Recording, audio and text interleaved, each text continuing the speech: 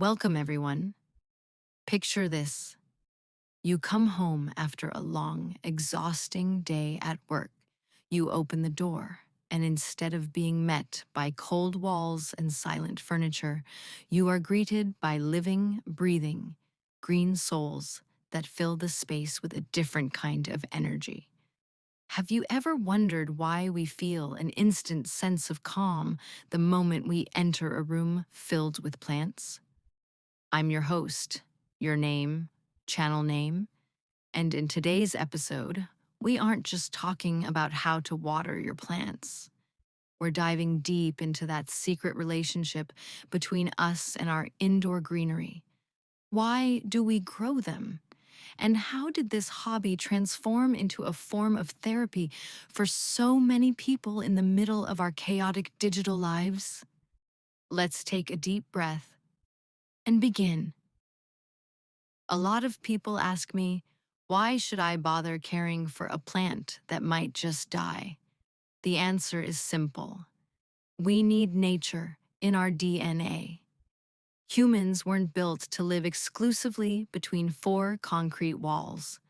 When you place a plant in your room, you aren't just adding a piece of decor, you're installing a natural timer. In our fast-paced world, everything happens at the click of a button. But a plant?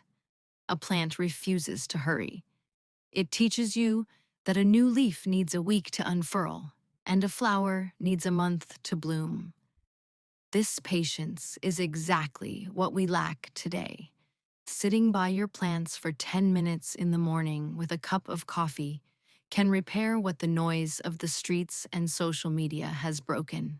The mistake we all make in the beginning is going to the nursery and buying the most beautiful plant we see. We bring it home, and a week later, it starts to wither. Why? Because we chose based on looks and not conditions. Before you buy, ask yourself, what is the light like in my room? Does it get morning sun? Or is it a dim room that relies on artificial light?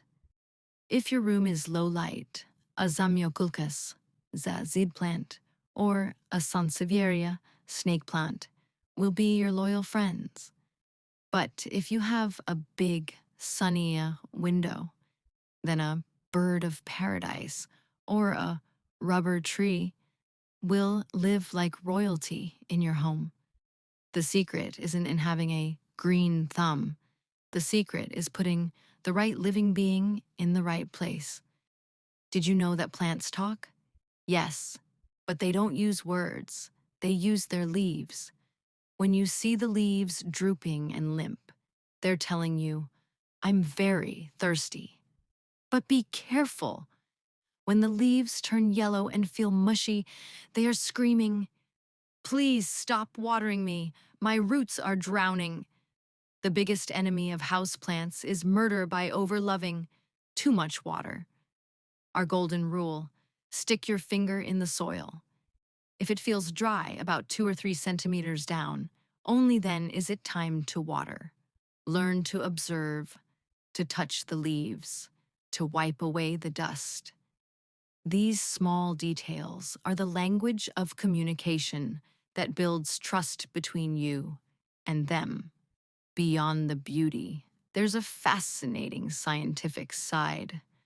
NASA conducted studies proving that plants like the spathiphyllum, peace lily, absorb toxins found in paints and household cleaners and release pure oxygen. Imagine owning an air purifier that is natural, silent, and requires no electricity. Not only that, but having plants in workspaces has been shown to increase productivity by up to 15%. They aren't just a pretty sight. They are partners in your physical and mental health. As we wrap up today's episode, I have a small request for you. If you don't have a plant in your room yet, go out tomorrow and get a simple one. Don't buy a whole forest at once. Start with one, get to know it, learn its character, and watch how your relationship with your space changes. Remember always, When we take care of a plant, we are actually taking care of a part of ourselves. We plant patience and we harvest peace. Thank you for giving me these minutes of your time. I was your host, your name, channel name, and I wish you a green and peaceful day. See you in the next episode.